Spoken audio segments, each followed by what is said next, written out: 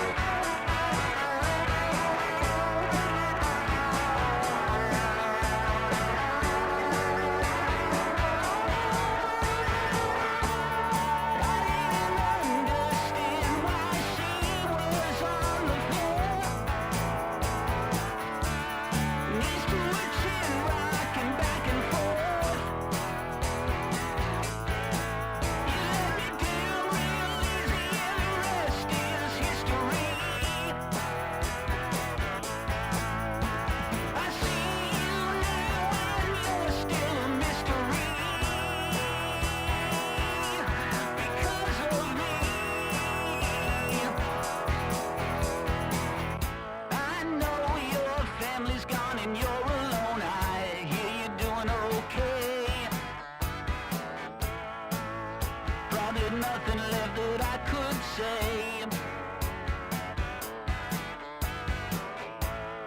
Why am I hiding when you're right there? Too much history for us to bear.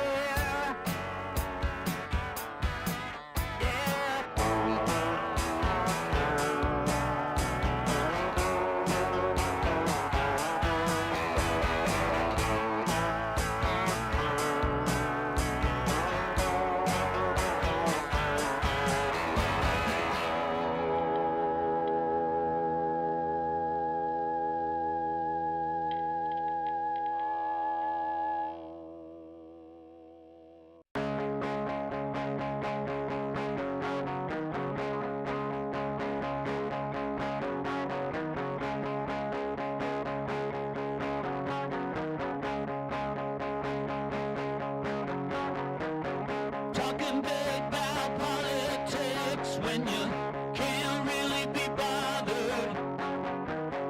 It's the newest age and you feel fine. Coat up to your chin, 'cause it's the latest fashion. Someone's ideal, but it ain't mine. Chase me, we never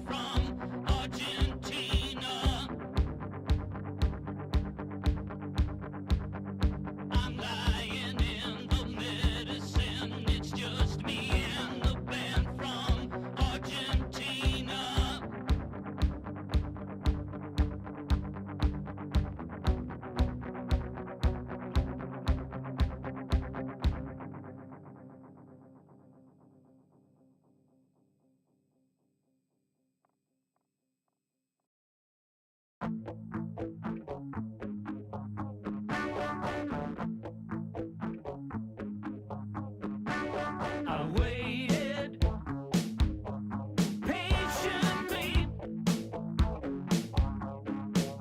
Oh, I'm leaving this town, and now you tell me, Jenny, I've been dreaming all these years, but I'm leaving this town, and now you hit me, Jenny. I could stay for you, but your friends would kill me, Jenny.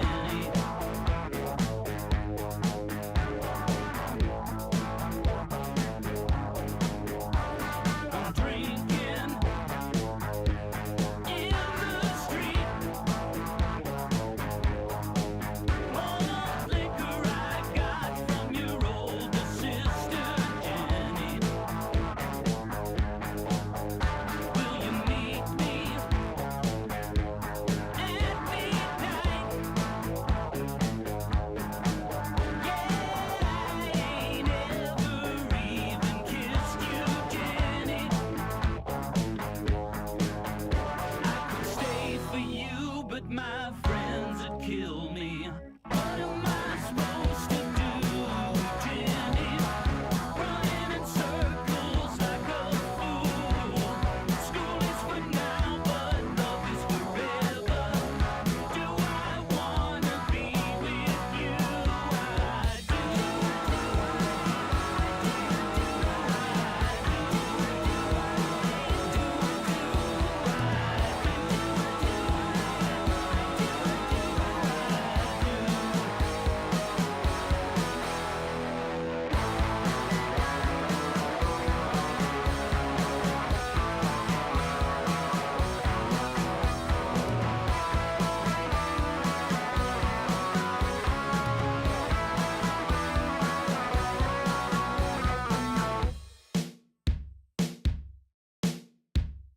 Maybe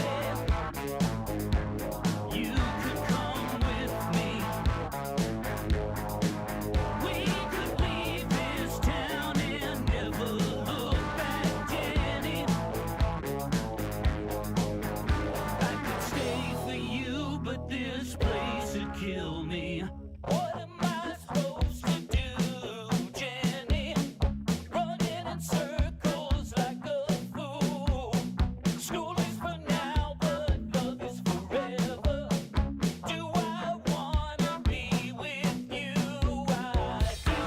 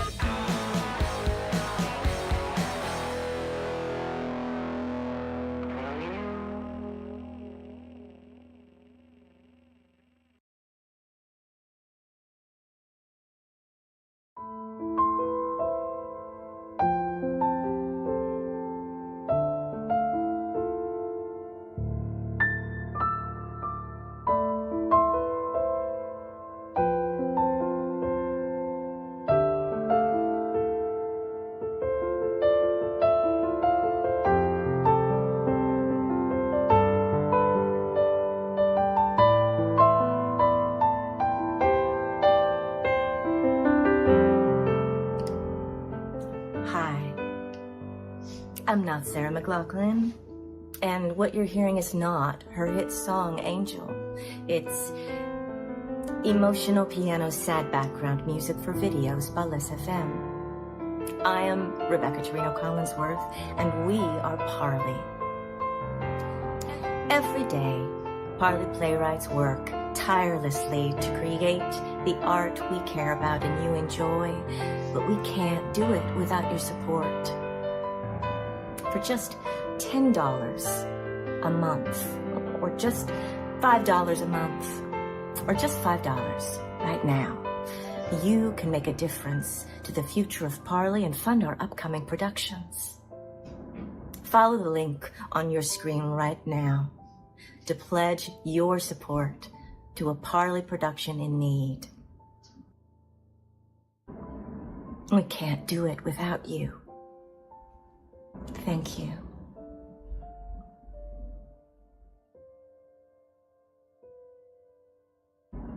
You're gonna get this as an ASPCA ad, right? I don't know.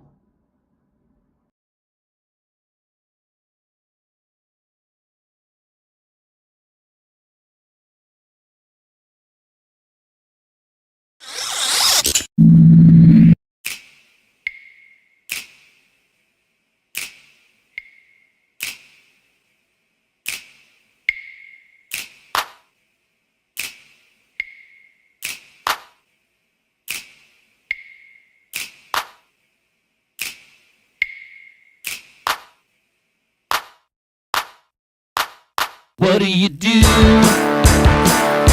you got no time? And the world wants something pretty and that rhymes. They want proof. Yeah, you got proof. So put your keys on your knees and hammer out a line. You got to write it down, write it down, write it down, write it down, write it down, write it down, write it down, write it down, write it.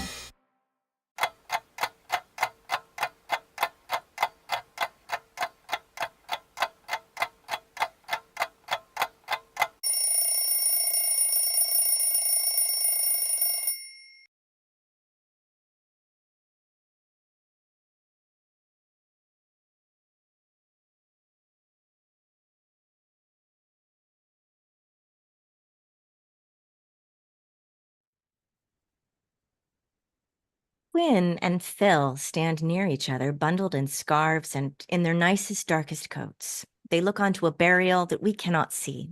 It's snowing. Well, he sure is dead. Do you think he wouldn't be? There's always a chance. Chance of what? You know, coroner got it wrong. He springs back up, takes one last deep inhale, and comes Quinn, they out. performed a damn autopsy. So, So, even if he wasn't dead when he died, he sure was when they cut him open and fished around in his insides. your voice down. It's a funeral. Sorry. Sorry. And don't say damn. What? Seems wrong to say damn at a funeral. Who cares? I care. Okay. Does this change anything? For him, yeah. He's dead. No, for us. Why would it change anything for us? I don't know, Phil. Your dad is dead. We weren't close. They didn't even ask me to be a pallbearer. Didn't need a reminder of the first family up there, I guess. What's a pallbearer? One of the people who holds the casket. Why is it called that? Beats me. Wouldn't it be called like casket carrier or something? Maybe. That's better. That's alliterative. Sure. So those are your siblings? Half siblings. They seem nice. They might be. You don't know? We were never introduced. Wanted to keep their distance, I guess. First I ever heard of any of them was the email saying he was, you know, Was the email nice? sure, the email was fine. That's good. So this really doesn't change anything about us? Jesus, Quinn, I don't know. You're the one leaving me. I don't know. I don't know. Maybe you're emotional. Do I look emotional? Maybe you need me right now. No more than usual. Maybe there's Jesus Christ, Quinn, what the hell are you asking me for? don't say hell. Sorry. Why wouldn't I ask you? You're the one leaving me. Since when did I have any say in it? You don't. And why are you asking? I don't know. It's not like you're not still important to me. Sure. Just because I don't love you anymore doesn't mean I don't value your opinion. Sure. So I just wanted to know Wanted to know what? whether you think it's the right choice Now, what's the right decision? that I'm leaving you. You're asking if I think you should leave me? Yes. No. You don't think I should? No, I'm not answering the question. Why not? I'm just not. Why not? Do we have to do this here? Where else are we going to do it? Home? That place doesn't feel like home anymore. It doesn't have to feel like home for you to have a conversation there, It doesn't feel comfortable. but a funeral does. When else are we together? At home, in our house where we live together for 3 years now. I don't feel comfortable at home. I don't want to talk at home. Fine, do it here. It's just my dead dad. Why would I care? So, why?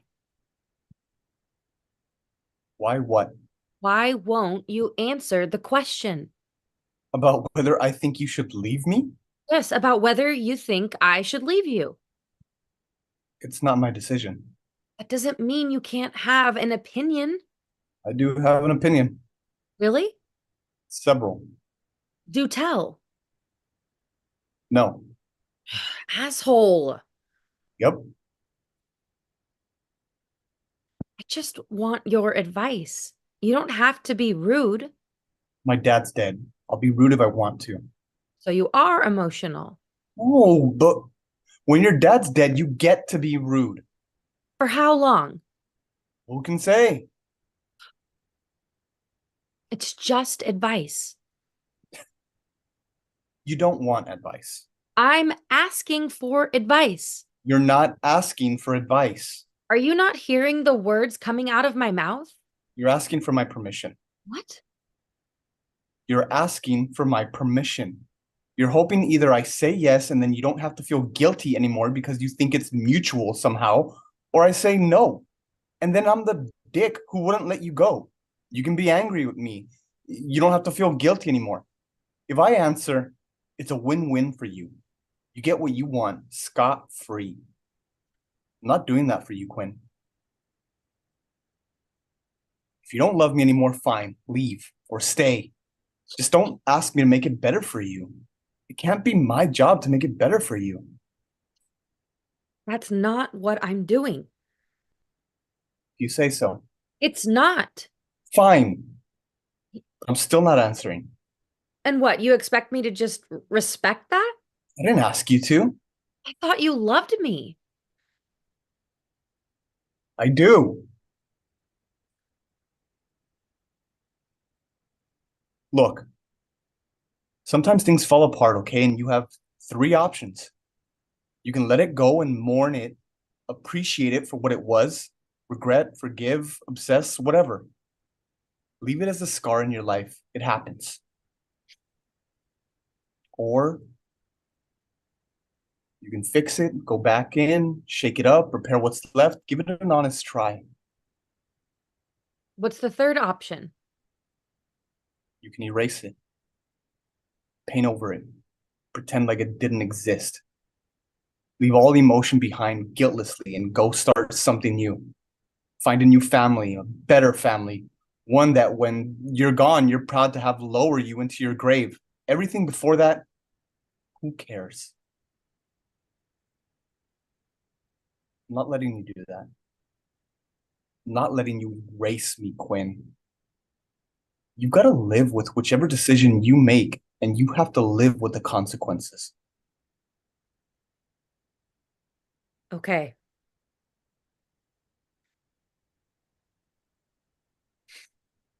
Are you all right?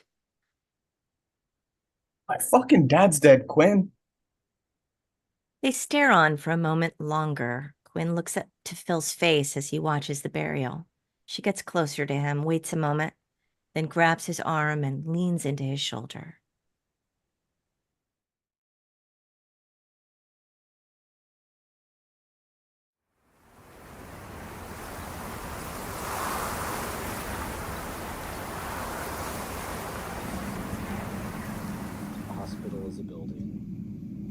evolving towards something revered in perpetuity.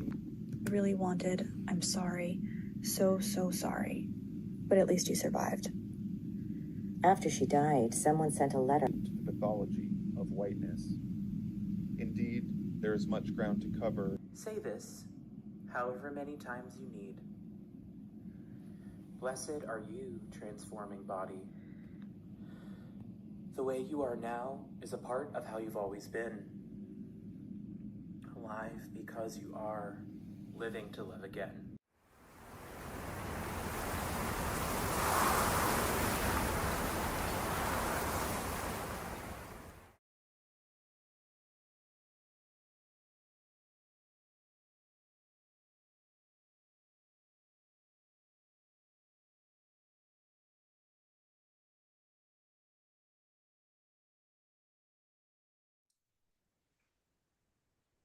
A table at a funeral reception in the basement of a church. Oh, God, how I hate these things. Grim, boring, and the worst coffee you could imagine.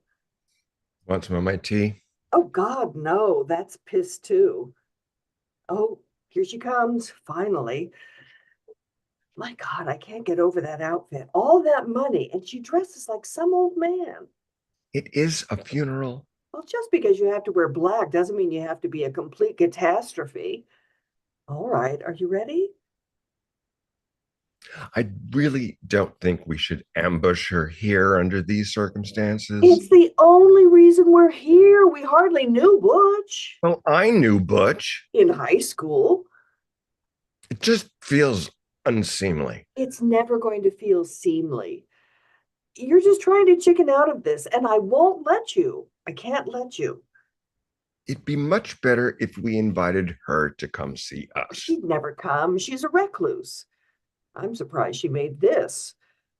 Although she's a gossip and she loves to lord it over Eileen.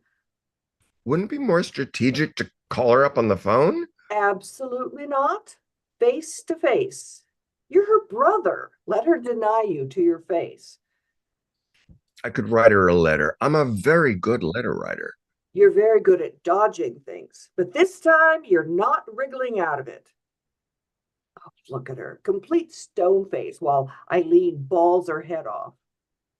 I mean, just because she has a bit more money, why more than us? Why should I presume? A bit more than us? She's got more money than Croesus. It's Croesus, and the expression is richer than Croesus. Oh, whatever. Who cares about some old Roman king? Lydian, modern day Turkey. Can we get back on track, please? I honestly don't know how I'd even begin to ask. Oh my God, we've been over this a million times. Let me butter her up first, then you go in for the kill. Oh, she's coming our way. Sit up straight. Coraggio. Here goes nothing. Oh, shit. She stopped to get some rot gut coffee.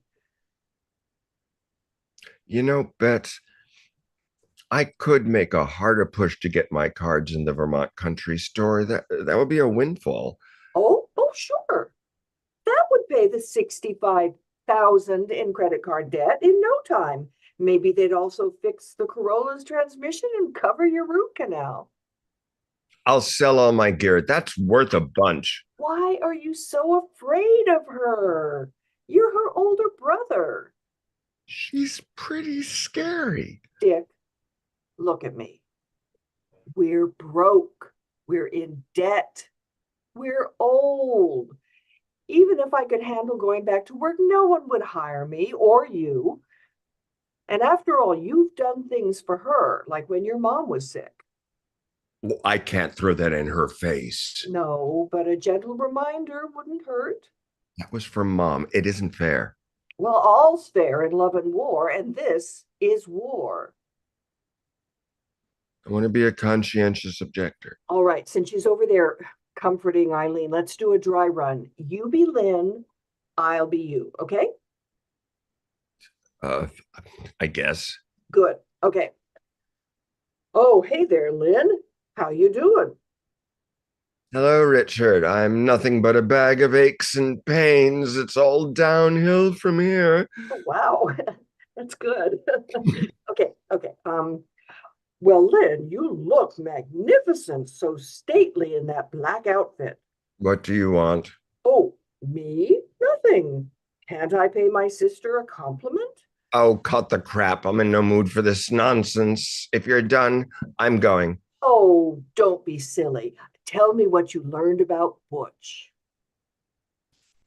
Well, apparently Eileen was nagging him to death about money, so he came home, shut the garage door, and let the engine run.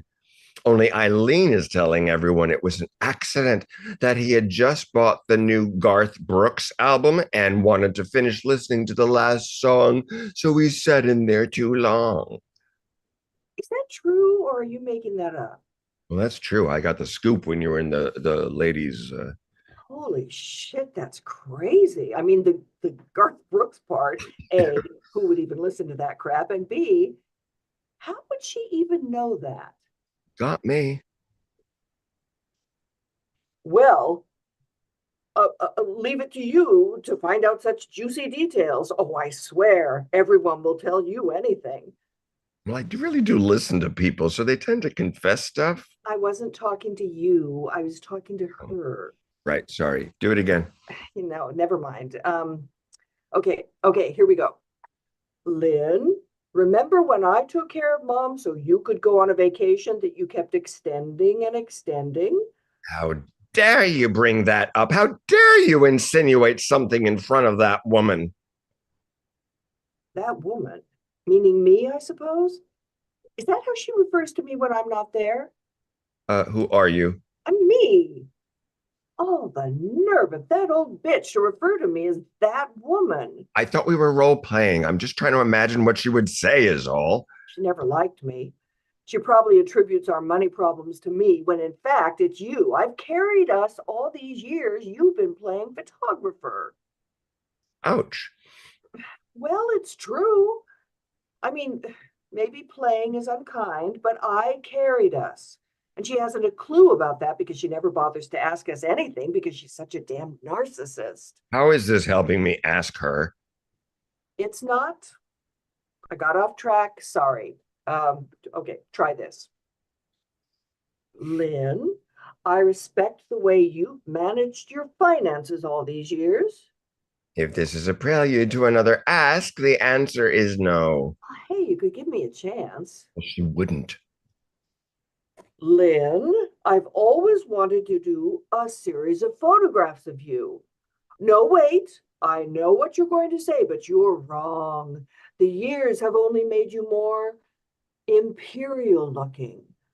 I'm thinking black and white with some iconic New England background. What would you pay me for my time? Oh, for Christ's sake, Dick, you're not taking this seriously. Well, neither are you if you think she's going to fall for that one. Lynn, I'm desperate. My dear wife, Betsy here, carried us for years, working her fingers to the bone so I could do my art. Betsy managed to convince 2 little gift shops to carry my cards, but I could only sell a few dozen boxes a year. So we're flat out broke and about to be old, homeless, and destitute. Can you help us? Oh, what a shame, because you're so talented, Dick. Seems to me Betsy spends way more money than you take in. Oh no, Lynn. Betsy has shown infinite patience with me over the years. I never made any effort to find stable work. We both got the exact same inheritance, and you wasted yours. First on a farmhouse that Betsy wanted, then all the remodels she insisted on to the tune of tens of thousands, and ice granite counters and tempered glass vessel sinks with French country polished brass faucets. Oh, I'm afraid you're entirely off base there, Lynn. No. Betsy may have thought we could buy a house and make it barely livable with a few minor improvements, but that's because I said I was about to have a book come out and that our money worries would be at an end. But that was just me in denial about my ability to make any money ever. Well, maybe, Dick, that's because Betsy was constantly demeaning you and ordering you around and make you lose all faith in yourself and your art until you were just a shell of a man. Oh, is that so? Well, I don't think, Lynn, that I needed any help feeling like an utter failure. Okay. Uncle. Stop this, Bets. It's No. getting out of hand. Lynn, you want to talk debasing and demeaning? Well, that's you. You've been a shitty sister to me for as long as I can remember. Lynn enters and stands behind Betsy. Betsy doesn't see her. Betsy, stop. No, Lynn, I won't stop. You know damn well that I need help, and you're such an evil miser, richer than friggin' Croesus, and you won't lift a finger to help me. Betsy. Remember that time when you couldn't handle Mom's illness and I took over so you could hightail it to Hawaii? Didn't make it back in time, did you? Did you ever thank me for that? No, because it's all about you all the time. Poor Betsy tried to be nice to you, but you're just a cold fish. Stop! She's right there. Well, of course she's right there, Lynn. Betsy has my back in a way you never did. Here I stand at the very cliff's edge, only a hair separates me from that poor sucker Butch, your friend's husband, who offed himself because of money. You wouldn't help them either. Isn't that right? I bet Eileen begged you. Betsy, Lynn is standing right behind you. Well, of course she is, Lynn. She's standing behind me. Oh, Lynn! We were just playing this game, this little game. Oh my God! Why didn't you stop me? I tried. Oh, she must think I'm an ogre. I just ruined everything. Our last hope. Don't go getting all upset, Bets. She wasn't going to give us a cent. Ever. She wasn't? No way. You hate me for the sinks and the ice granite. No, I was just sore about the stuff you said about my failure. I was mean. I'm sorry. I'm just so scared. I know. Someone else has my sinks and counters now. A beautiful house sold, and now we're stuck in a crummy apartment in Petersboro. My fault. I let you down. No. You did your best. It's not like I was raking it in. I wasn't being fair.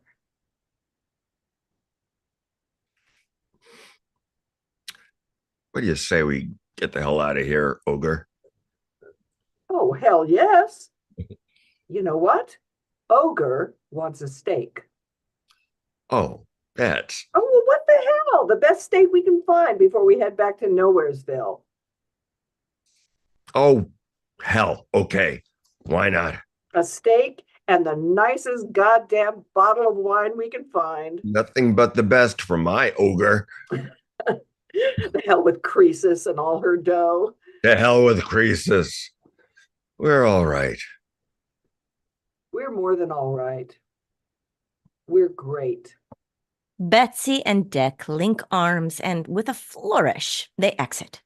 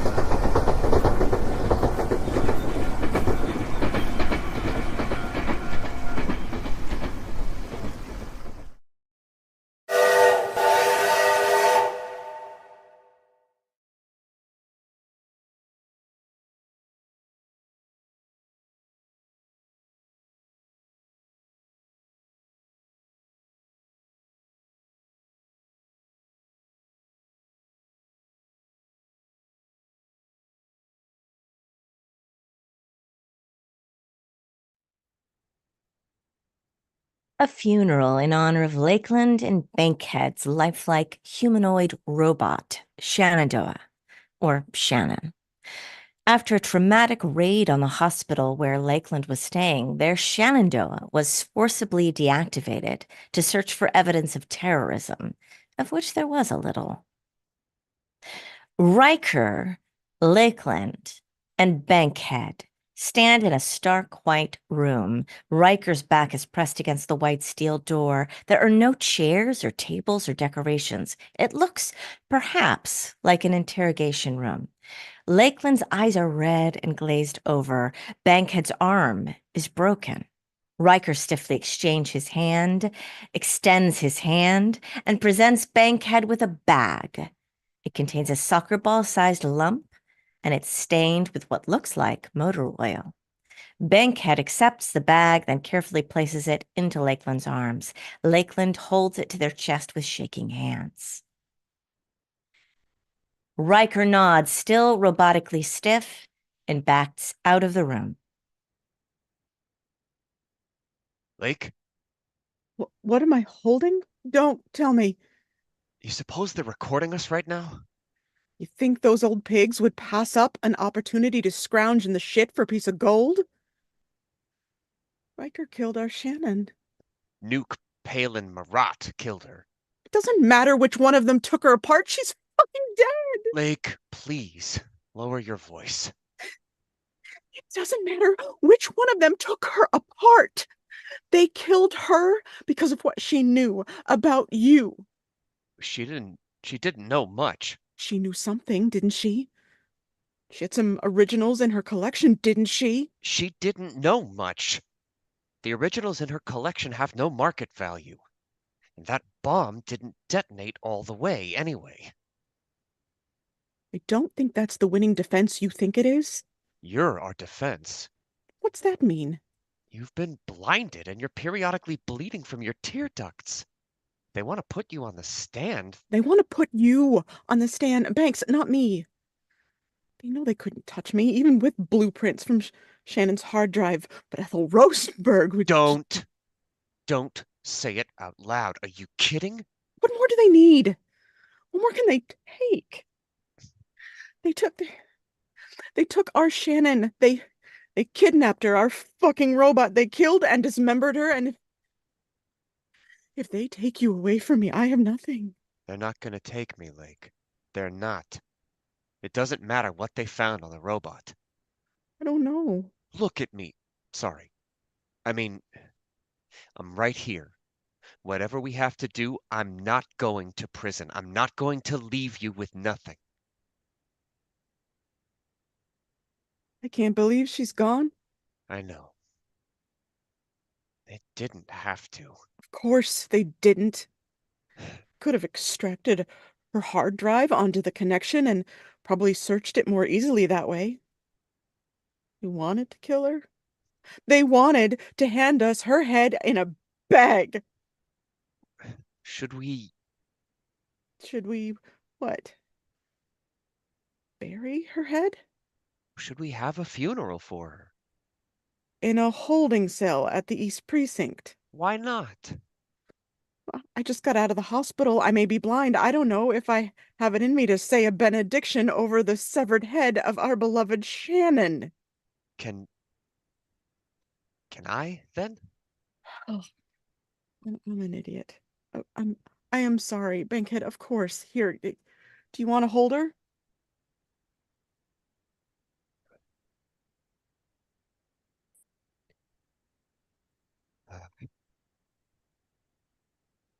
Rest in peace, Shannon. You were a good robot.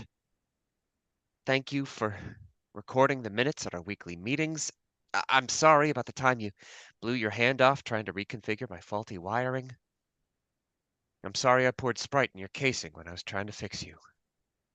I'm sorry this happened. I'm sorry we didn't just give them what they wanted. I didn't know they were going to take you apart. I thought they'd at least let us say goodbye.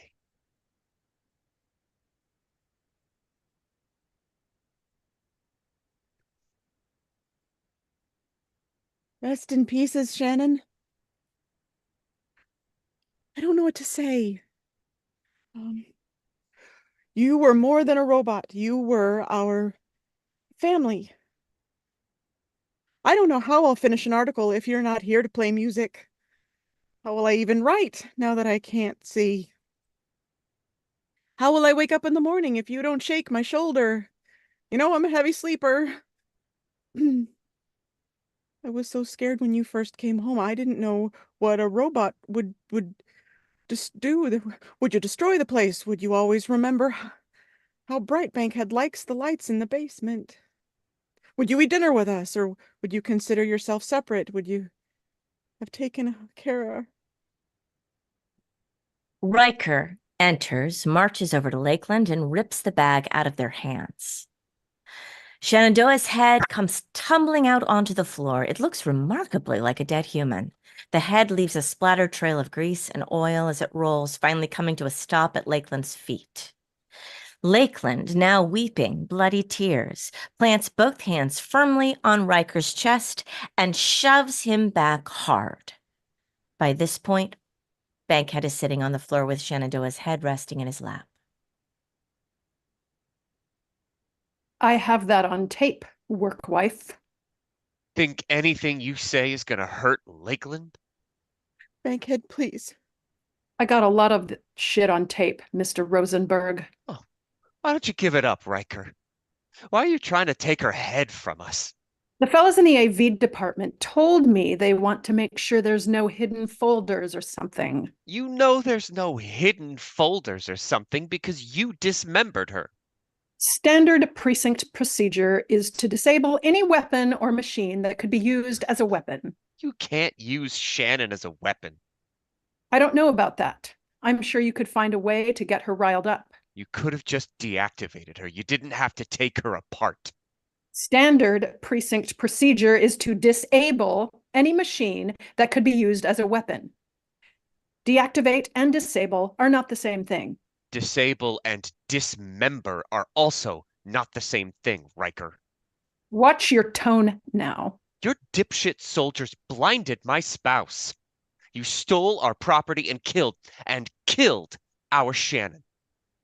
If you so much as lay another finger on me or Lakeland or this robot, I will see to it that every news station in Cascadia runs footage of Nuke Palin Marat dragging Lakeland's bleeding body out of the hospital. I will discredit every soldier who calls you captain.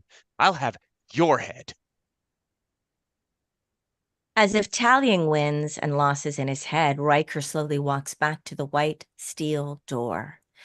He tags the door open and lets it slam behind him. We should do something about him. We should do something about him. Something explosive.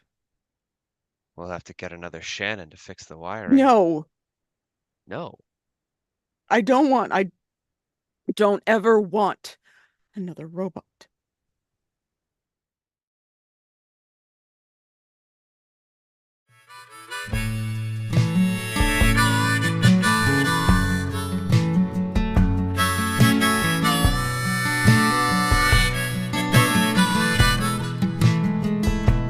This old holler used to be my home, and under that water is everything I own. It was a hardwood floor, used to let me know that my wife and daughter were safe at home. And now this lake in the middle of nowhere says there ain't none of that no more. And this storm blowing in from the south got no shame coming to rob the poor.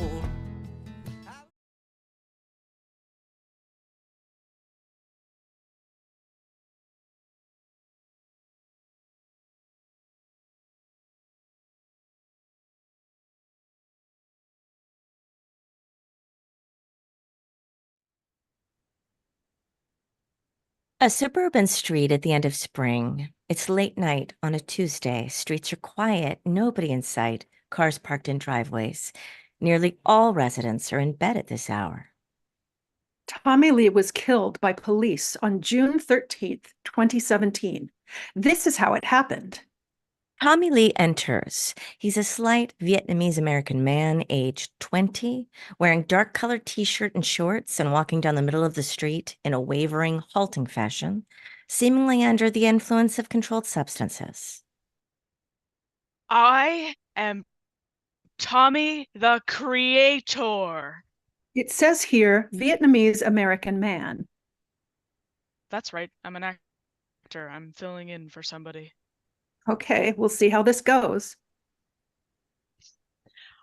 I am Tommy the Creator.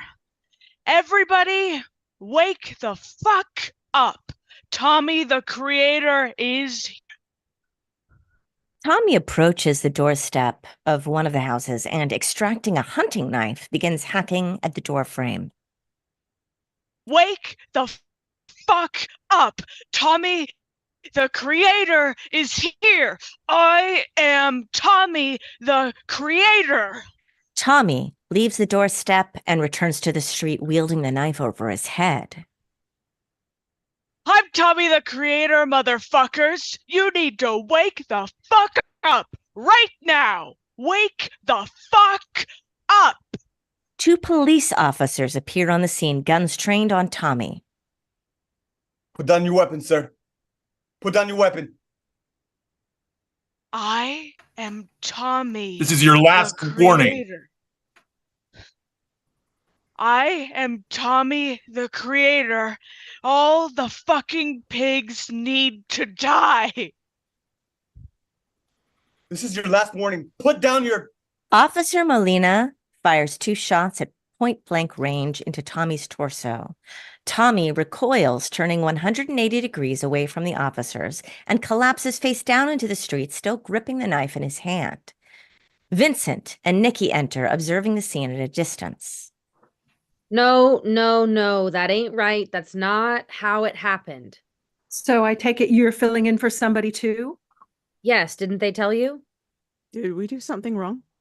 No, you're fine. Just keep going. Back it up. The 2 officers move backward off the stage, and Tommy returns to his original position. I am Tommy the Creator. See, he never said that. I am Tommy the Creator. What is that shit? Like Tyler the Creator? He did listen to that shit a lot. And Earl Sweatshirt and all the odd future shit. True, but nah, he never said that. Doesn't sound like him. What do you say then? Witnesses say they heard him yell, "I'm Tommy the Renter." Tommy the Renter? What the fuck is that? You know how Tommy was always complaining about his landlord? Yeah, all the fucking time. Like how he'd keep raising the rent with 0 warning, even though he refused to perform even the most basic ass maintenance? Yeah, I remember now. Seemed like a real piece of shit. Remember when they used to call him Little Drummer Boy? Even though he didn't play drums? Yeah, what was that shit? Tommy Lee, the dude from Motley Crue. The band? Yeah. You ever see the fucking cock on that guy? Like in the video with that one chick. Dude has a giant fucking cock. He was steering a boat with that shit. Run it back. Tommy rewinds to his original position. I am Tommy the Renter. I am Tommy the Renter. You gotta wake the fuck up, people. Your absentee landlord is exploiting you. Tommy walks up the doorstep of the house and begins hacking at the doorframe with a knife. Wake the fuck up. Tommy the Renter is here. I am Tommy the Renter. Hold up. That's not right either. Tommy never owned a knife. Dude wouldn't hurt a fly. Yeah, motherfucker's never been in a fight in his life, and all he did was hang out in the library and play Yu-Gi-Oh! And shit. Vincent approaches the frozen Tommy and takes the knife from his hand. He replaces it with a pen that he retrieves from Tommy's pocket. There, that's better. A pen. You know, the pen is mightier than the knife. You're fucking crazy. He was always writing, that guy. Yeah, so it kind of makes sense. Vincent and Nikki back away. Tommy commences to hack away at the doorframe with a pen. You hear about the independent investigation after he died? They uncovered a ton of shit. Shit that the cops missed or ignored on purpose. They didn't find evidence of any markings on the door. They said there was no proof that a knife was involved at all, or a pen either. Yeah, man. How the fuck you do that much damage with a ballpoint pen? Turns out you don't. The officers enter as before. Put down your weapon, sir.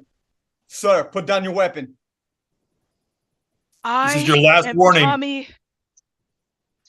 I am Tommy the renter. All the fucking pigs need to die. Put down your weapon. Officer Molina fires 2 shots at point-blank range into Tommy's torso. Tommy recoils, turning 180 degrees away from the officers, and collapses face down into the street, still gripping the pen in his hand.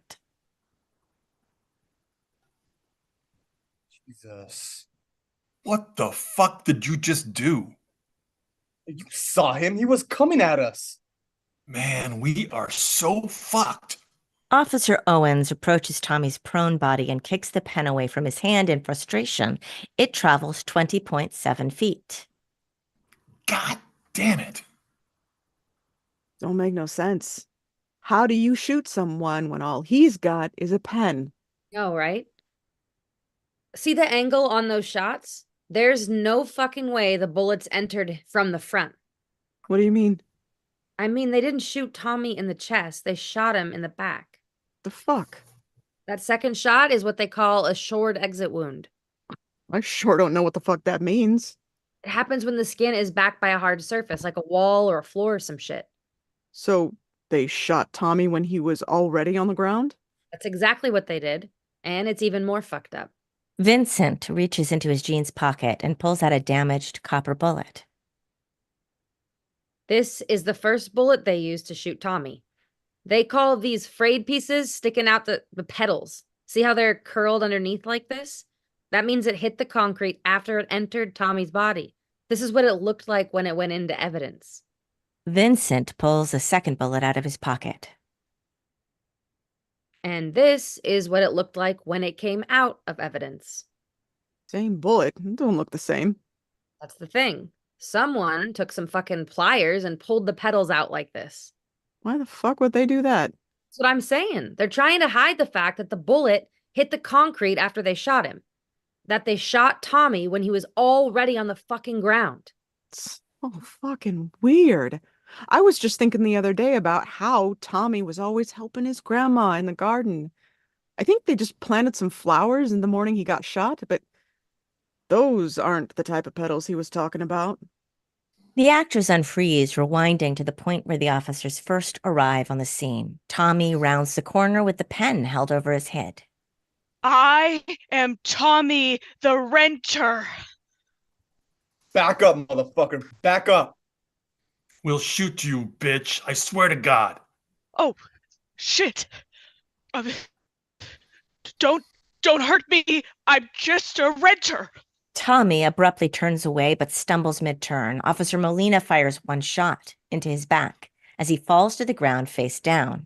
Molina then slowly approaches the prone body, firing a second shot into his back.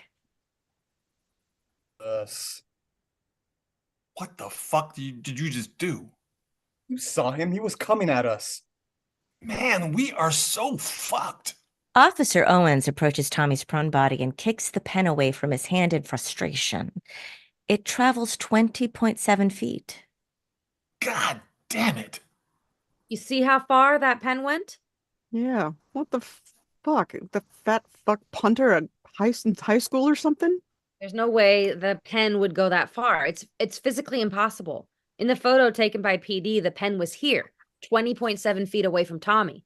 But this deputy motherfucker claimed it was only 8 feet away from Tommy. The investigators tried to recreate it, but even in ideal conditions, the farthest kick only averaged 8.5 feet. So you're right. Dude must be a fucking punter or something. But there's another thing. Vincent walks over to the pen and picks it up. He hands it to Nikki.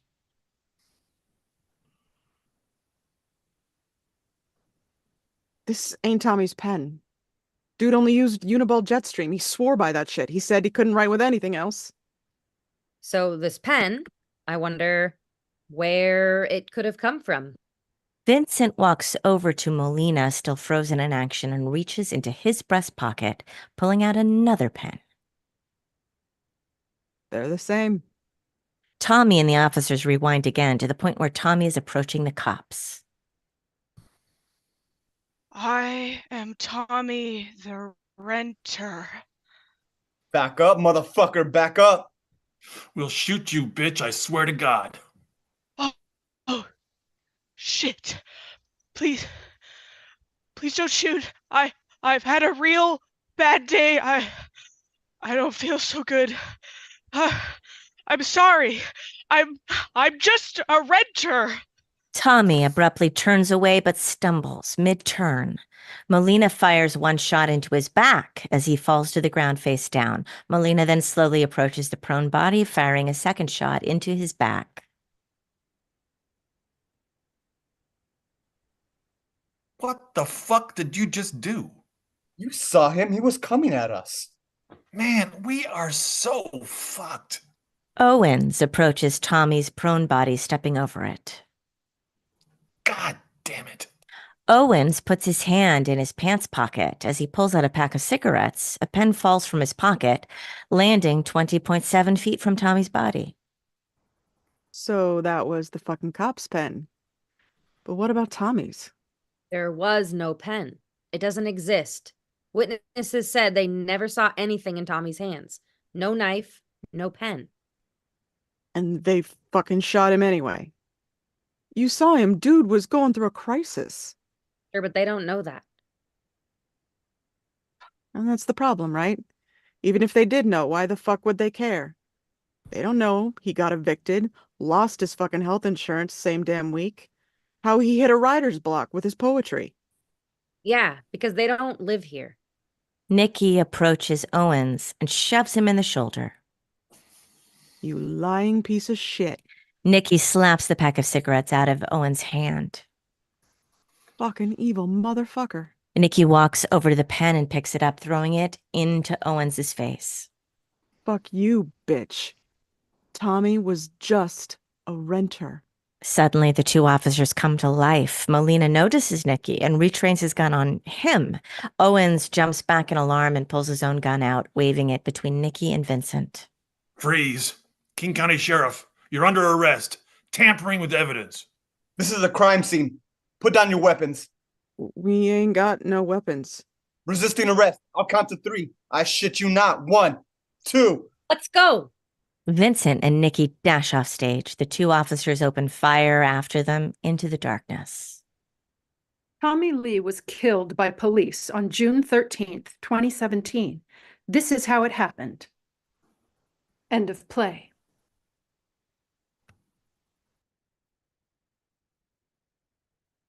You're alive. How do you feel? Fucked up.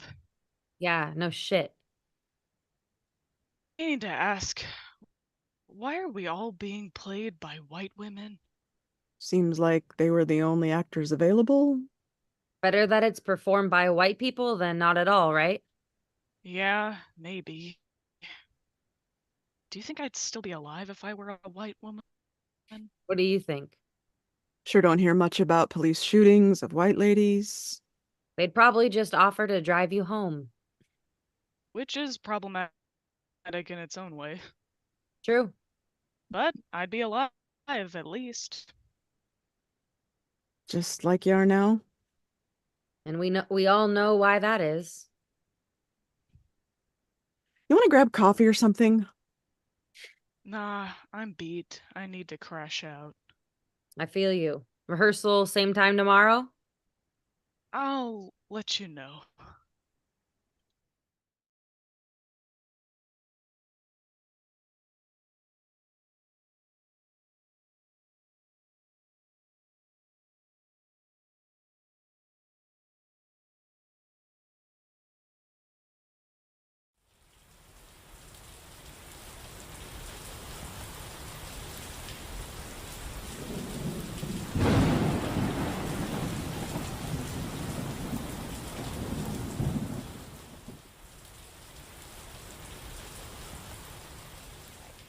I bet you're curious why they're slapping fake blood and guts all over each other in the middle of a hurricane?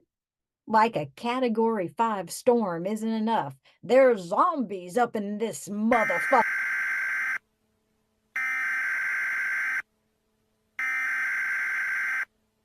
We apologize for interrupting. We've been asked to remind y'all to avoid the individuals you might be seeing out there on the streets. When the storm passes, it'll be pretty hot. We'd ask you to please not approach these individuals. They mostly keep to themselves, of course, and remember, they aren't contagious. They won't engage with you. Just leave them be and someone will be around to gather them up. Thanks for your time during this difficult time.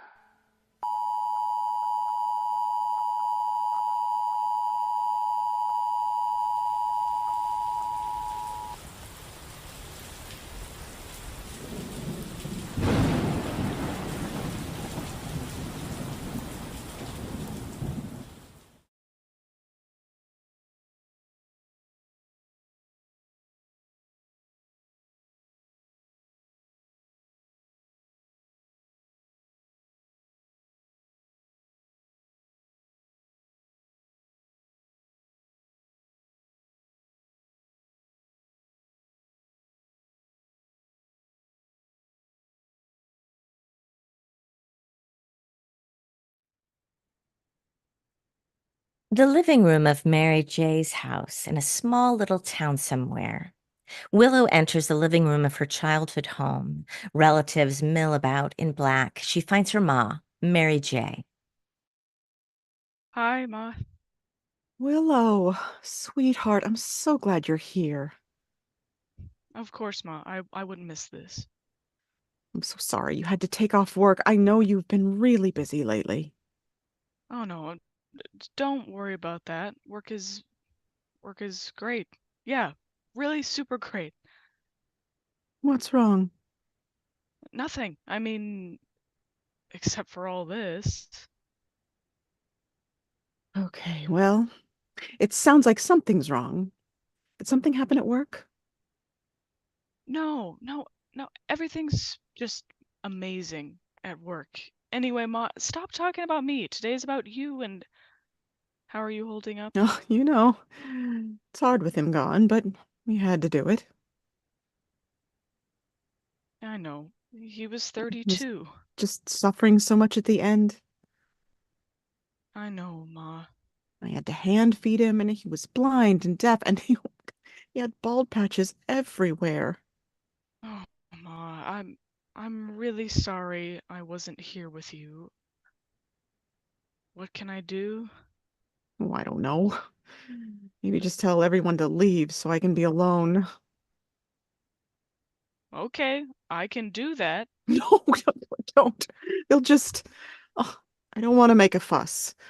But maybe you could ask old Jimmy to stop drinking all of my liquor. And Mary Katrine is just so loud. Maybe you could get her to stop singing at the top of her lungs. This is a funeral, not a Never mind. I don't even know why everyone's here. They love you, Ma. Family. Yeah, but this is ridiculous. They didn't care about Pretzel. But they care about you. No, they care about free booze. Well, then I care about you. And Pretzel. I really love that stupid little guy. I know, sweetheart. I wish you could have been here with me with him, but at the end. I do too, but I couldn't get away. Because of that interview, right? On the morning show, how did it go? I'm sorry I didn't watch it, but I had to plan all of this. Oh gosh, don't worry about that. The interview was... It was fine. Anyway, let's change the subject. Did something happen? No. Willow? I just... we're at a funeral. Happy thoughts. Willow Marie, you will tell me right now what is going on. Ma, today is about you and about Pretzel, not about me. We can talk about work later. What are my girls doing? Hi, Mary Katrine. Oh, Mary J. Oh, when I heard the news, I can't even imagine how you feel. I'm doing okay. Oh, no, you're not. How could you be? Oh, and Willow, look at you, here to support your mother. That's nice. Of course, I wouldn't miss this. It is a little weird, though. I mean, all this? How old was he? 32. Oh, my. Oh, that is very old. Yeah, we were lucky. Oh, so you had a lot of time to get ready. What does that mean? For the end. You knew it was going to come someday, didn't you? Mary Katrine. Well, I just mean, well, you know. No, I don't know. What are you trying to say? Oh, well, never mind. I can see you're very sensitive right now. Anyway, hi, Willow. I see you're home for once. I'm gonna go get a drink. Excuse me. Your mother was always very sensitive, even as a kid. I mean, she just lost Pretzel. But is that really, a reason for all this? He was important to her, to us. After Dad died, Pretzel became everything to us. Well, we're your family, dear. Look around at all of us who showed up today. This is what family looks like. I know. Thank you for coming. 32 years. Wasn't there like a thing about that in the paper or something? Yeah, when Pretzel turned 25, they took his picture with the mayor, and then when he turned 30, my office won a big grant. I won a huge award. It was all in the papers, and it was a huge breakthrough for us, a really big deal. Well, that's all very nice. I guess the mayor cared. Yeah, the mayor cared, but also like the entire scientific community. Interesting. Oh, goodness. Look who's coming over here. Who? Oh, it's old Jimmy. Oh, the bastard. I still haven't forgiven him for what he said at the last funeral. Do you remember that? When Mary Charlotte was just freshly buried in the ground? Remember what old Jimmy said? I don't think I was there. Oh, well, that's a shame. Mary Charlotte was your grandmother. No, Mary Phyllis is my grandmother. Mary Charlotte was like my great aunt or something. No, that doesn't sound right. Anyway, Jimmy took one look at Mary Charlotte's casket in the ground and said, and I quote, I sure could go for a fudge brownie sundae right about now. A fudge brownie sundae. I mean. And you still haven't forgiven him? No, I have not. Thank you very much. And you can give him my regards.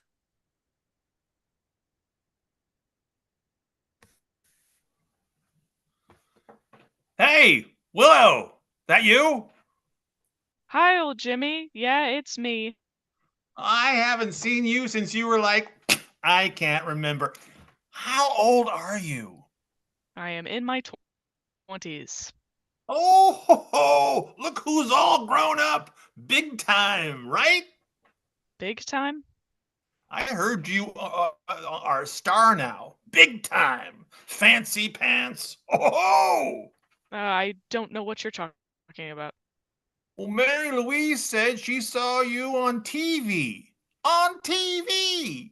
I mean, our little Willow, the one who shit her pants at the family BBQ when she was 14? I mean, goddamn! Okay, old Jimmy, I was 6 years old, not 14. And I don't know why everyone keeps telling this story. TV! I mean, you're going to remember us little people when you get famous. Your family, we've been there for you, Willow. You better remember that, or else. Or else what? Also, Mary Louise said you only came home for this funeral here because you thought your ma was dying. Double funeral, that's what you thought. No, I didn't. That's awful. Why would Mary Louise say that? Because now that you're on the TV, you got no time for us. Just coming home when you thought your ma's dying for the inheritance money. Okay, old Jimmy, please stop saying that. Ma isn't dying. I came home for Pretzel's funeral. Pretzel. And why are you here anyway? Well, that's a rude question, young lady. I thought you were all grown up, but now I see that Mary Louise was right. You're as stuck up as your ma. My ma is the nicest person in the whole world. Why is Mary Louise saying these things? There's always some truth in every lie. I don't know what that means. Just be careful. That's all I'm saying. Being on TV does things to your head. I wasn't even really on TV. I just did one interview. Well, I don't watch it anyway. Don't even have one. You know about those nano lasers they have that come through the TV waves to read your mind? No. Oh, it's a whole thing. El Governmento's plan to create an army of bots. There's a whole generation out there walking around with nano lasers in their heads. If they can read your mind, they can control your whole body. And then you know what they'll do? You probably got some of those nano lasers in your head right now, knowing the way your ma raised you. But no, thank you, I say. I'm not giving my mind to El Governmento. They can't have this. This is mine. All right. Well, it was real nice talking to you, old Jimmy. It's good to see you again. I've got to go find my ma. Well, give her a kiss for me, huh? Ugh.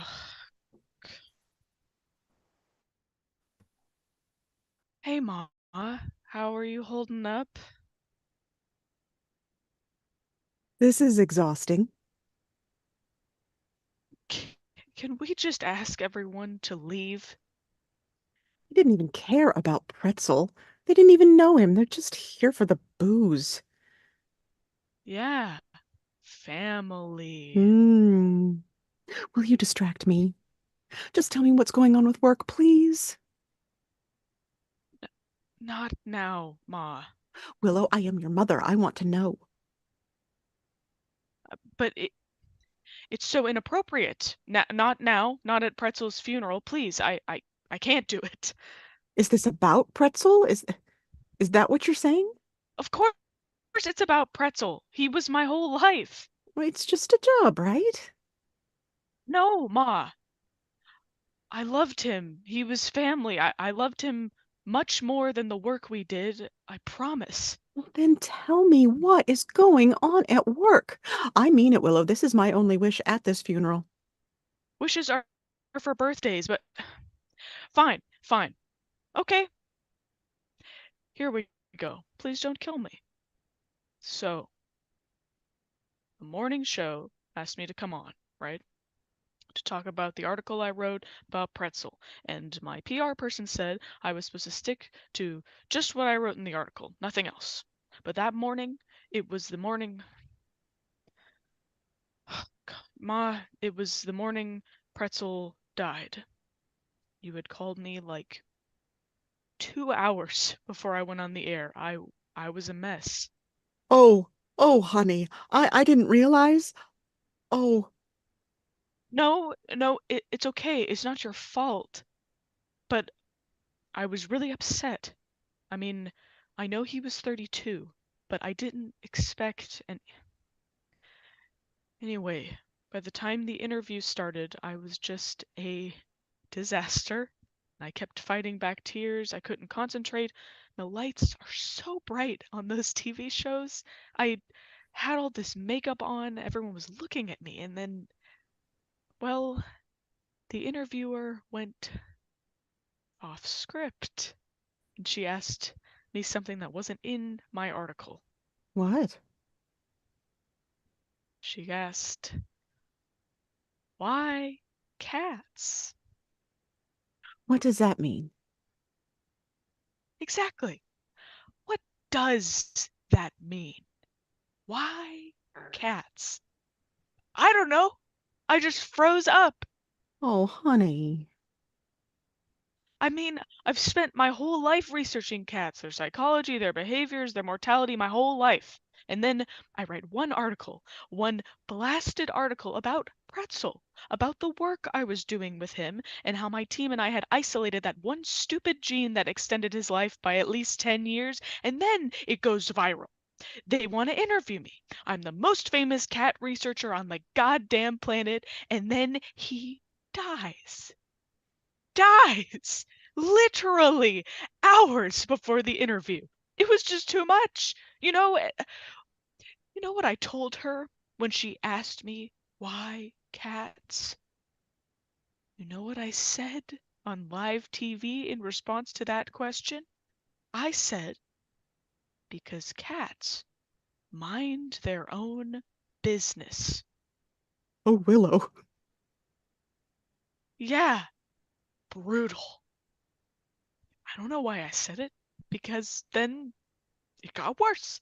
She just smiled at me and said, "Tell me more about that." And I smiled back at her and said, "Well, all of the years I've been working with cats, I've never once had them ask me about myself. They don't care if you're sad or hungry or you've had a bad day or you're dating someone new or your dad died when you were 6 years old and left you and your mom all alone to fend for yourselves. They just crawl into your lap and purr. Or they walk away and ignore you. But either way, they're minding their own damned business." And then she said, "I'm sorry your father died when you were so young." And I said, "Fuck you. Interview's over." And I took off my mic and walked off the TV set. Oh, honey. Yeah, so now my manager wants to meet with me on Monday, and the TV show sent my PR person a strongly worded email about breaking our contract, and I'm pretty sure my research grant has been pulled. All because you walked off the interview? You were in shock? Well, that and my subject died. Oh, Willow. I know, Ma. It's terrible. I thought Pretzel would live at least another 10 years. At least that's what our research was telling us, but now, well, now it's all over. Don't blame Pretzel for losing your job. I shouldn't have staked my whole career on one cat. I'll find another one. It's okay. It'll be okay. The research will continue. He was more than a subject, Willow. He was our family. I know, Ma. I'm sorry. I loved him as much as you did. You know, right, Ma? Girls, tell this old drunk to leave me alone. I said I don't want to talk to him, but his vodka brain doesn't seem to get it. Oh, come on, Mary Berry. We haven't seen each other for 20 years. I am not whoever you think I am, you old goat. I'm gonna go lie down. Ma, I'm sorry. I'm so sorry. Do you want me to come with you? No, stay here. Make sure they don't steal the silverware. You and your ma have a fight? No. Seems like it. Maybe she saw your TV interview. Not now, old Jimmy. This funeral's kind of dying out. You girls have music you could put on, liven it up in here? No, Mary Katrine. It's a funeral, not a party. This is a funeral? Mary J's cat died. Didn't you hear that? It did? When? What, didn't her husband already die? Oh, terrible luck, this family. Oh, terrible luck. I think it's time for you two to leave. Actually, it's time for everybody to leave. Time to go! The party's over! Well, that is rude. Will and Marie, I haven't been so offended since old Jimmy here asked for a brownie fudge sundae at Mary Charlotte's funeral. Mary Charlotte? She's dead? Since when? Hey, Mary Louise, Did you know Mary Charlotte died? Ugh, it's not even worth being mad at him anymore. I think it's time to go now, Mary Katrine. Mon, I would like to be alone. You're just like him, you know? Old Jimmy? No, your father. He was a good man, always cared about your mother. Oh. Thank you. That's really nice to say. Your cat was an asshole, though. Okay, time to go. She ushers Mary Katrine out, then looks around the empty room. I'm sorry, Pretzel. I am so sorry. I put you through all of that. You deserved a good life, but maybe not quite so long of one. You were a really good subject. And family.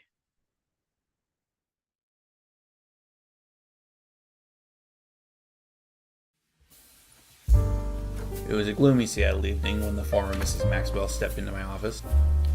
She described herself as a widow of sorts, but I'm not sure it qualifies when it was your ex-husband that had been murdered, and everyone knew that you were the culprit. I knew immediately I shouldn't take the case, but it's difficult to say no to Mrs. Maxwell and her deep blue eyes, even knowing the murderous intent behind them. It was simple, really. She was confident. Confident that she could get away with a crime that the whole city knew she was guilty of. But it's hard to be the darling of Seattle when everyone knows you poisoned a man to cash in on his life insurance claim. However, she hired me, the city's most infamous PI, and I couldn't crack the case, then she would be exonerated in the court of public opinion. I didn't intend to let that happen. I was going to beat her at her own game. It was going to take a lot to get the jury to convict the charismatic Mrs. Maxwell. A single piece of evidence wouldn't do it. I needed a myriad of corroboration, a display of authentic misdoings. I didn't just need proof, I needed proofs.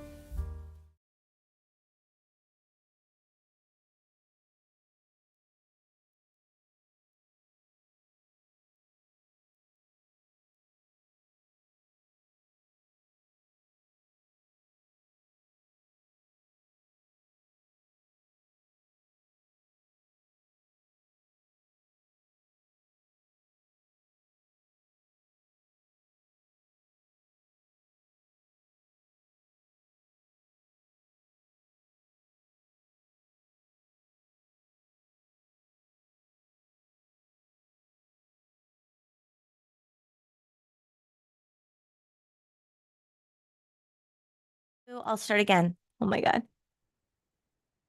The stage is a triptych. On the right, the arborist of Seattle listens to voicemails in her stark minimalist apartment. On the left, Joe packs bags and boxes in the apartment she shares with Gail. Between the two apartments is Bell Street, the sidewalk and the tree hole, an empty ground level planter where a tree should be. There are 3 tree holes along this side of Bell Street, but no living trees. On the other side of Bell Street, all the tree holes are filled with thin but happy evergreens. The most important empty tree holes positioned right outside of Gail and Joe's apartment. There is a large crow lying dead beside the tree hole. Before it died, the crow lived somewhere near Gail and Joe's apartment. For months, it waited for Gail to leave the apartment so that it could crow and heckle him. Joe and Gail never figured out why the crow marked Gail its enemy. Probably the way Gail hollered and waved his hands whenever any of the neighbor crows got near his old sedan. But because of the swooping, cawing surprise that greeted Gail every time he left the house, Joe named the enemy crow Kitten Witten, or K-Dub for short. After many attempts, Gail and Joe finally got the arborist of Seattle to meet them at the tree hole. While the three of them stood examining the tree hole, K-Dub not only noticed Gail, swooped and cawed, but also fell from the sky dead. The tree hole has a cement bottom and is filled with gravel. K-Dub has been dead for 3 days. Lights up in Joe and Gail's apartment on the right side of the stage. Joe lines up her plants and packs her things into boxes. Gail enters and walks past Joe and her plants to peer out the windows. That dang bird is still rotting right next to the tree hole. Lights up on Arborist's apartment on the left side of the stage. She listens to a litany of voicemails from Gail. August 3rd, 12:48 p.m. Beep. Hello, Mrs. Arborist. I didn't like the way that ended the other day. Didn't like it at all. Well, I hope you understand. I have a vision. It's a real good vision as well. This tree, it brings shade, animals, life. Those tiny trees just won't work. Now, I create a call back as soon as possible. We should probably call someone. August 3rd, 12:59 p.m. Beep. Hello, ma'am. I forgot to mention the benefit to the crime in this neighborhood. I see people selling drugs and all the time here. Joe and I, we find condoms and needles. You know how much a nice tree can affect that? Well, you're an arborist, so you know. Well, I'm sorry to call twice, but I just wanted to mention that to keep that in the front of your mind. Oh, this is Gail, again, by the way, from First and Bell. Joe whistles to herself while she packs. Gail continues to look out the window, even though nothing has changed. If that hole wasn't full of gravel, we could bury K-Dub in the tree hole. If it wasn't full of gravel, it would be full of tree. August 3rd, 4:08 p.m. Beep. Hello again. I just wanted to call back before the end of your workday in case you intended to return my call. Well, I know you're a very busy woman or a busy person or arborist, of course. Well, anyway, this is Gail from First and Bell. Call me back when you get a chance. Jeez. Maybe I'll go buy a shovel. We could just plant him in the pea patch down the way. August 4th, 10:17 a.m. Beep. Yeah, so this is Gail from First and Bell, just calling to check back in again. I'd like an update on the tree situation. We're feeling a little put off, I'll tell you, a little bit put off by the wait. We'd like a timetable. We'd like to know when exactly the new tree will be placed in the unsightly hole outside our house. We'd like to know what the plan is, what to expect. Gail seems to notice his apartment for the first time since he came home. Joe continues to pack. But is there something wrong with the plants? The arborist dials Sam. Sam enters from his office. Good afternoon. Hey, Joe, is there something wrong with the plants? Afternoon. Hey, I was hoping to meet you at the plot on First and Bell. The residents there seem pretty anxious. I thought we were abandoning that project. Honey, what's happening with our little friends? I don't think trying to abandon will change anything. Best way out is through. Why? Honey! I just received 4 voicemails from the husband. Gail gets bored and sits back checking his phone. Joe continues to pack around him. Ah, so we've got a Fauntleroy in springtime situation. Very similar. Oh, what a pain. Honey, what are you up to? You're so busy. To be fair, a lot of dogs got sick that spring. A few died. Oh, but my God, the volume of emails. How fast can you be at the site? A few minutes. The arborist grabs her keys and exits. Megan enters the street, walking toward the tree hole. She carries a stick of sage, a plastic grocery bag of other materials, and a lighter. Honey? What's all this? Can you hear me? This is so odd. Do you have a fever? Is your mother okay? Okay, stop. Joe. My mother is fine. You're fine. I don't want to live here anymore. Megan chants loudly, waving her sage around. She walks in circles around K-Dub, dancing a little. Gail closes the window without noticing Megan. Did you find a new place? Yes. Wow. We've lived here for so many years. I don't think you can match the rent.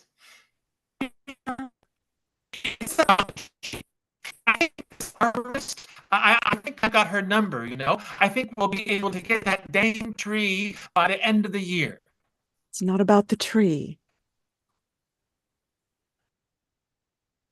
Okay. No, all right. I think I can come around to that. I should give that arborist a call, though, just so she knows there's a change of plans. Gail, don't call the arborist. But she ought to know. You probably still want to work on the tree thing, okay? Oh, for the next tenants? No, babe. For you, you're still going to want the tree. Sit down. They sit on the couch. Megan drops flower petals on K-Dub and exits. Sam and the arborist arrive at the tree hole. Sam kicks at K-Dub. Feathers fall off. Sam and the arborist stare at the bird for a while. That guy died a week ago. The wife named it K-Dub. Removal has terrible staffing lately.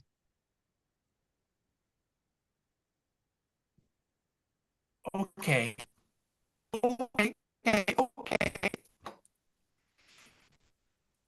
I met someone. What? Sam points a clipboard at the empty tree holes. Which one is causing all the fuss? What the word? The arborist stands beside the correct tree hole. Gravel a couple feet down, then concrete. No, not a man, Gail.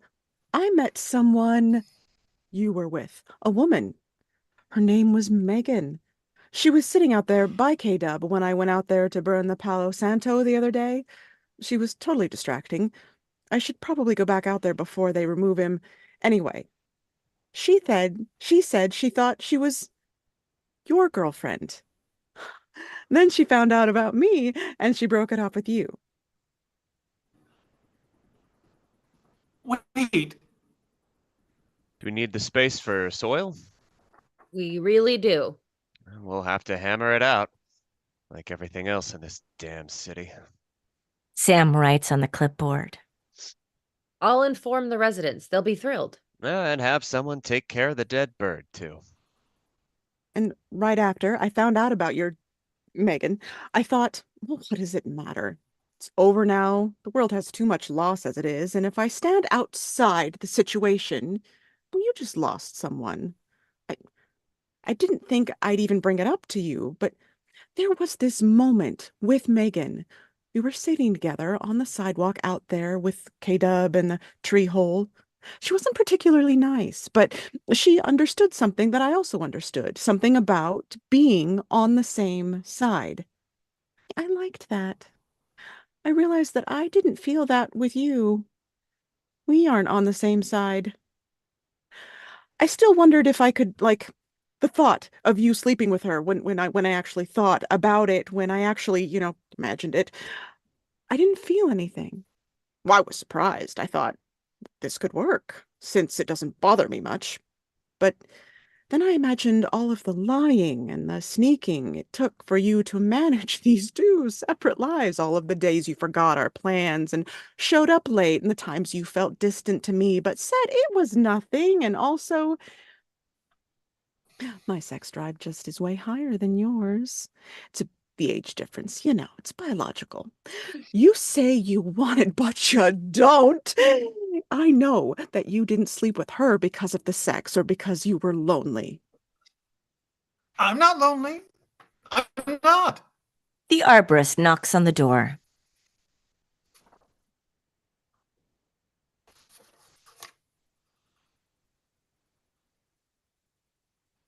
Sir, Mr. Gale, I have great news. I haven't figured out the reason yet why you did it. It's something you should have figured out maybe decades ago, and that's why I'm leaving. It is not my job to look for whatever it is in you that needs to be soothed and soothe it for you. The arborist knocks again.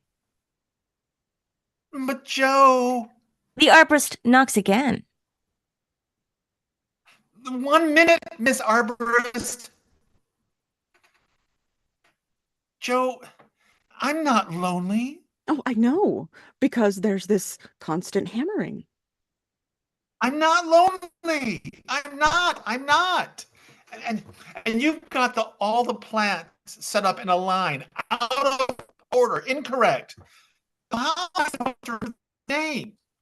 Just gonna leave a note out here. The arborist shuffles through her bags to get a paper, a pen, her phone. After battle, your boss, your coworkers, the trash guys, the tow truck people out back, my mother, your mother, the arborist. Of course, I was next. It's like you mapped it out. Like if you can set all the little traps for everyone around you, when you lose them, you're still hammering. It's good news, just so you know. Better than expected. And hammering is the only thing that really belongs to you.